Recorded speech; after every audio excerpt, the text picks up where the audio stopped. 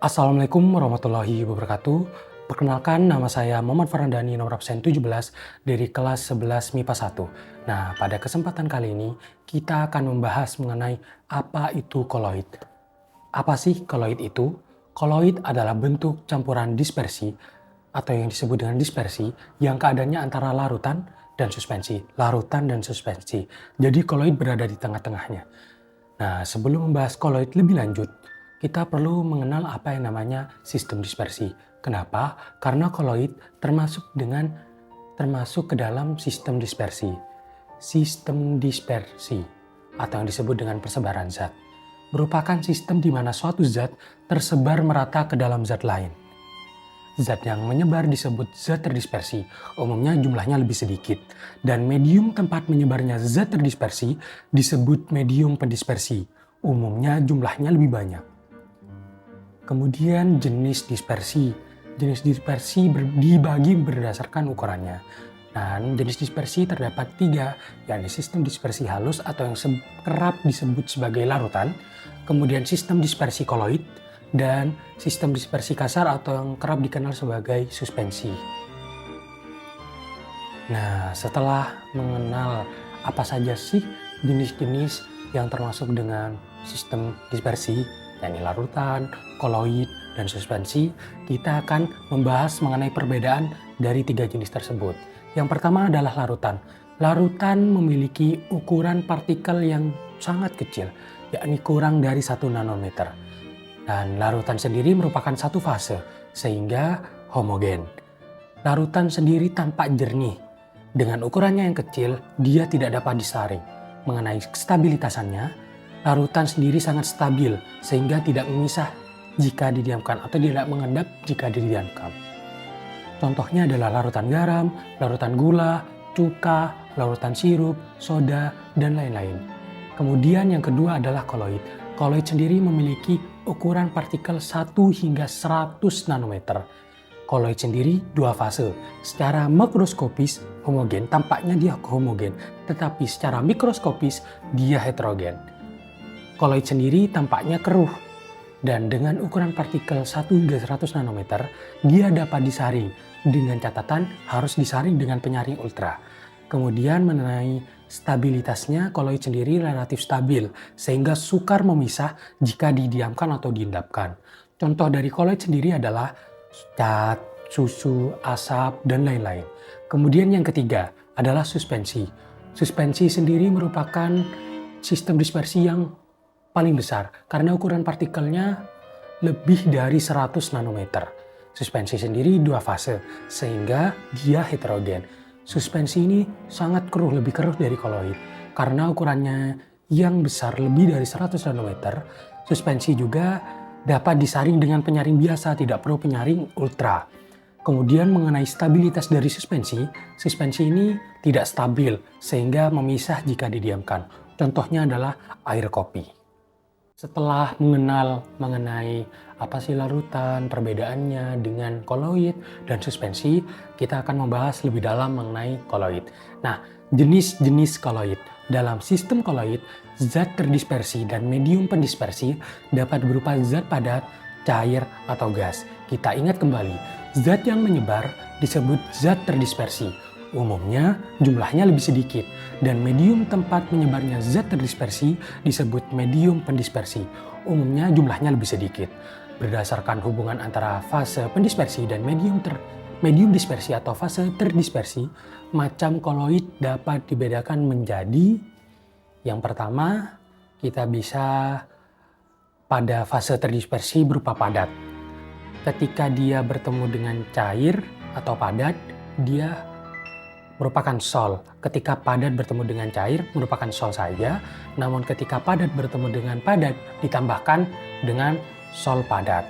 Kemudian cair, fase terdispersi cair. Pada cair itu disebut dengan emulsi. Nah, ketika cair dengan cair, dia disebut emulsi. Namun ketika cair dengan padat, dia ditambahkan padat atau bisa dibilang emulsi padat. Kemudian pada gas. Gas sendiri merupakan disebut buih. Nah, ketika gas bertemu dengan cair disebut buih saja, namun ketika gas bertemu dengan padat disebut dengan buih padat. Nah, ketika fase pendispersinya sendiri merupakan gas, maka dia disebut dengan aerosol. Nah, ketika fase pendispersi gas namanya aerosol. Ketika fase terdispersi padat, dia tinggal ditambah aerosol padat. Nah, ketika fase terdispersinya cair, dia tinggal ditambah aerosol cair. Contoh dari aerosol padat adalah asap, debu, asap buangan knalpot. Kemudian contoh dari sol adalah sol emas, sol belerang, tinta, cat. Kemudian sol padat contohnya adalah gelas berwarna dan intan hitam. Kemudian aerosol cair contohnya adalah kabut, awan, hairspray. Kemudian contoh dari emulsi adalah susu, santan, minyak ikan. Dan kemudian contoh dari emulsi padat adalah jeli, mutiara, keju, dan mentega. Kemudian pada contoh buih adalah buih sabun, krim putih telur kocok. Dan buih padat adalah karet busa atau batu apung. Sekarang udah tahu nih jenis-jenis koloid itu apa saja dan contohnya. Sekarang kita akan membahas mengenai sifat koloid. Secara umum, sifat koloid dapat dijelaskan berdasarkan ukuran partikel-partikel penyusun campuran tersebut. Sifat-sifat koloid diantaranya yang pertama adalah gerak Brown. Gerak Brown atau gerak acak atau gerak zigzag yang terjadi karena adanya tumbukan antara partikel koloid terdispersi dan partikel medium pendispersi. Gerak Brown bermanfaat untuk menjaga kestabilan partikel koloid dalam medium pendispersinya, sehingga tidak akan terjadi pengendapan partikel koloid yang disebabkan oleh adanya gaya gravitasi. Contohnya adalah debu di udara dan susu. Yang kedua adalah efek Tyndall. Efek Tyndall terjadi disebabkan oleh partikel-partikel koloid yang cukup besar untuk memantulkan dan menghamburkan sinar ke sekelilingnya. Karena pengaruh gerak Brown, berkas cahaya yang dihasilkan akan tampak seperti bergerak-gerak. Contohnya adalah sorot cahaya pada kabut, terjadinya pelangi, dan aurora. Sifat koloid yang selanjutnya dan yang ketiga adalah adsorpsi. Proses penyerapan partikel, ion ataupun molekul pada permukaan koloid, sehingga menyebabkan partikel koloid bermuatan. Contohnya, penyembuhan sakit perut dengan norit, penjernihan air dengan tawas, pencelupan serat vol pada proses pewarnaan, penjernihan air tebu pada pembuatan gula, dan penghilangan bau badan dengan deodoran. Yang keempat adalah sifat elektroforesis, merupakan bergeraknya partikel-partikel koloid yang bermuatan karena pengaruh medan listrik.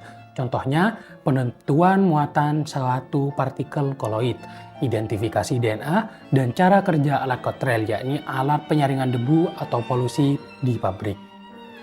Kemudian yang kelima adalah sifat koagulasi, yakni sifat penggumpalan partikel-partikel koloid karena adanya pemanasan, penambahan elektrolit, atau penambahan koloid yang muatannya berlawanan. Koagulasi dapat terjadi akibat yang pertama, pencampuran koloid berbeda muatan sehingga saling menetralkan satu sama lain atau saling tarik-menarik. Kemudian penambahan elektrolit atau adsorpsi. Yang terakhir adalah elektroforesis yang sudah disebutkan tadi. Contohnya, pengolahan karet dari lateks, pengendapan lumpur dengan tawas, pembentukan delta di muara, penggumpalan debu atau asap pabrik dengan Cottrell, dan kemudian pemanasan dengan putih telur. Nah, hubungannya dengan absorpsi kan, dia tuh memiliki muatan, sedangkan elektroforesis ini sebuah medan listrik. Ketika sebuah koloid diberikan medan listrik, nah koloid yang bersifat negatif akan gerak ke positif, dan yang bersifat positif akan bergerak ke yang negatif, dan menggumpal dan bersatu di elektroda. Kemudian sifat yang keenam adalah dialisis, yakni permunian koloid dari partikel-partikel, baik ion ataupun molekul, pengganggu atau pengotor yang dapat mengganggu kestabilan koloid dan umumnya menggunakan selaput semi-permeabel. Proses ini umumnya menggunakan selaput semi-permeabel. Contohnya proses cuci darah, proses ginjal ketika membersihkan darah, kemudian ada pemisahan ion-ion cyanida dari tepung tapioka. Dan sifat yang terakhir adalah koloid pelindung. Koloid pelindung merupakan koloid yang dapat melindungi koloid lainnya agar tidak mengalami koagulasi. Contohnya adalah penambahan kasein pada susu, penambahan lecitin pada margarin, penambahan gelatin pada es krim, penambahan minyak silikon pada cat. Nah, setelah paham mengenai sifat koloid, ternyata koloid ini berkaitan dengan bentuk, muatan, permukaan, dan stabil ya. Nah, mengenai kestabilan koloid, suatu koloid akan stabil saat memiliki muatan pada permukaan koloidnya. Hilangnya muatan akan membuat koloid tidak stabil dan menggumpal. Muatan tolak-menolak, wujud terjaga stabil, dan tidak mengendap. Jadi ketika muatannya sama, menyebabkan tolak-menolak, wujudnya itu terjaga stabil. Nah, ketika terjaga stabil, otomatis dia tidak akan mengendap. Nah, di dalam koloid sendiri ada yang namanya koloid liofil dan koloid liofob. Apa sih itu? Koloid liofil dan koloid liofob umumnya terjadi pada sol, di mana fase terdispersinya padatan dan mediumnya cairan, sehingga lebih dikenal dengan sol liofil dan sol liofob. Sol liofil adalah sol di mana fase terdispersinya padatan, senang akan medium pendispersinya yang berupa cairan.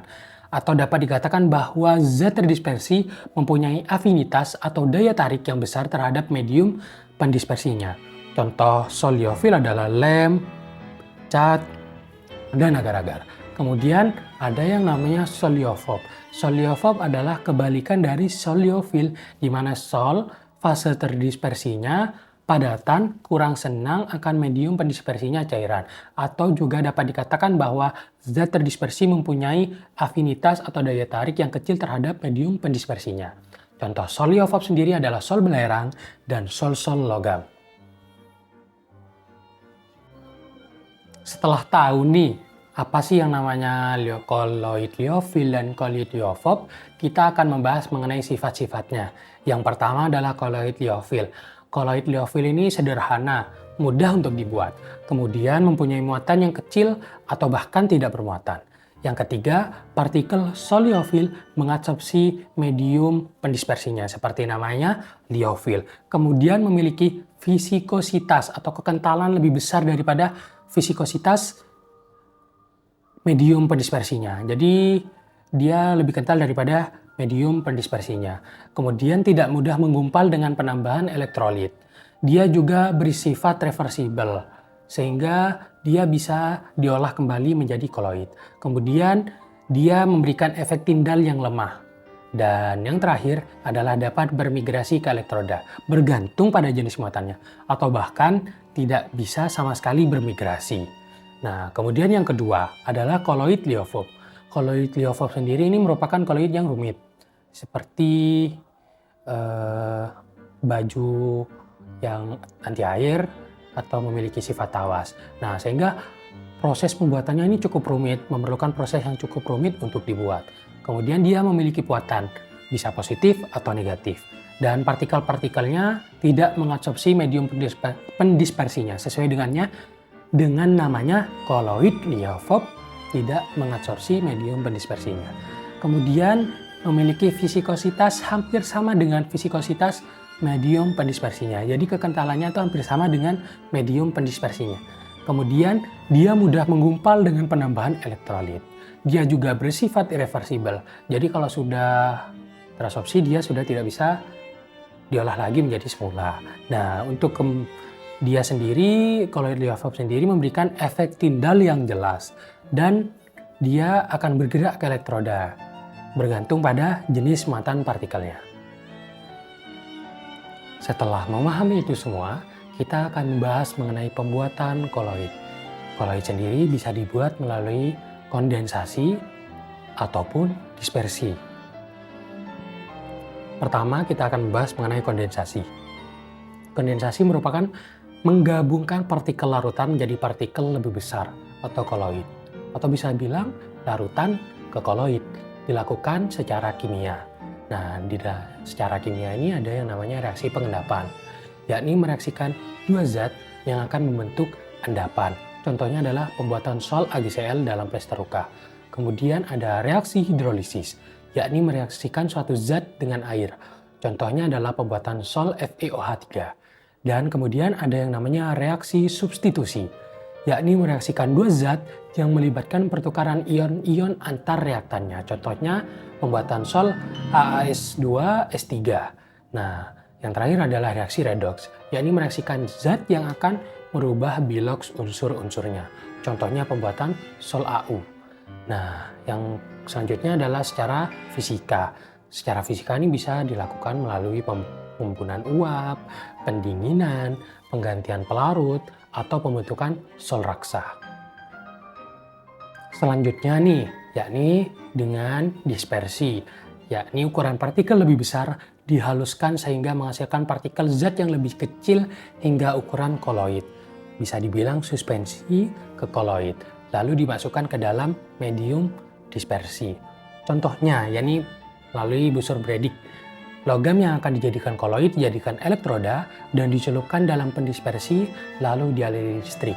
Contohnya pembuatan sol logam. Kemudian ada mekanik, penggurusan butir kasar lalu diaduk dalam pendispersi.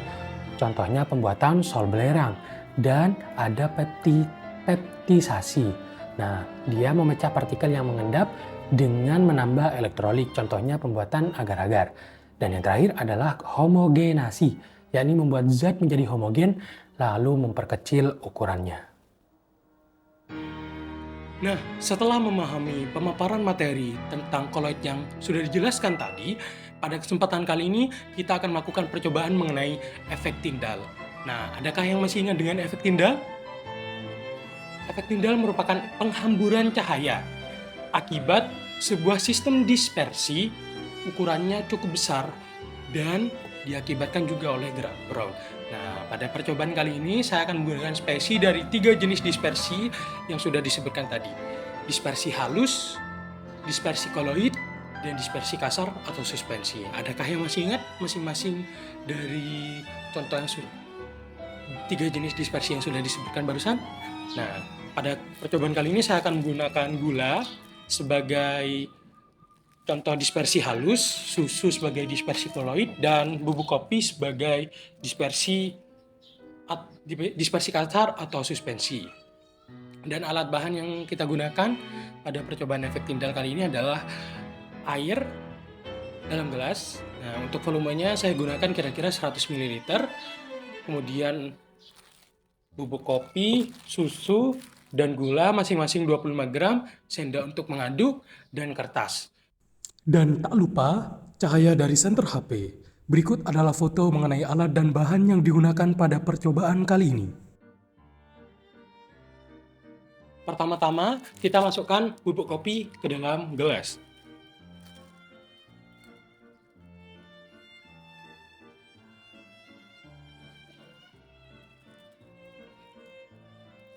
Kemudian bubuk susu.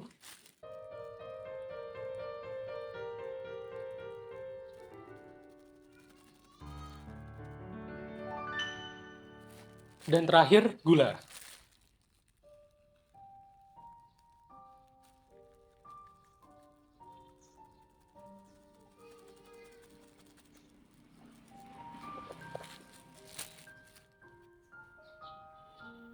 Kemudian kita aduk.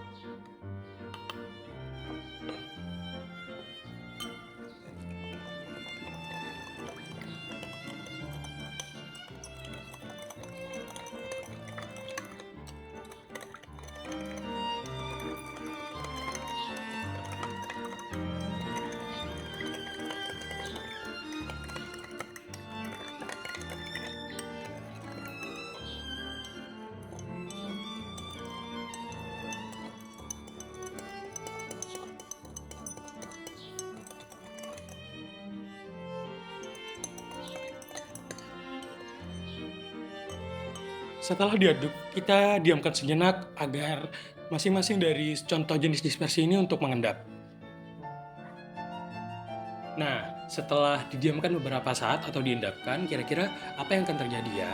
Nah, untuk larutan sendiri terlihat dia tidak mengendap, atau bisa dibilang dia bersifat homogen dan stabil, sehingga dia tidak bisa disaring. Untuk koloid sendiri, dia sebenarnya heterogen namun tampak dari luar seperti homogen.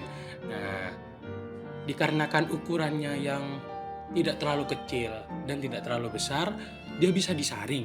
Namun diperlukan penyaring ultra, dan karena relatif stabil, dia tidak mengendap. Dan untuk suspensi sendiri dapat terlihat sangat keruh, dikarenakan juga dia memiliki ukuran molekul yang sangat besar sehingga tidak stabil dan menyebabkan dia mengendap. Untuk suspensi sendiri ini dia bisa disaring dengan penyaring biasa. Selanjutnya kita akan memberikan sorotan cahaya melalui sistem dispersi. Yang pertama, larutan.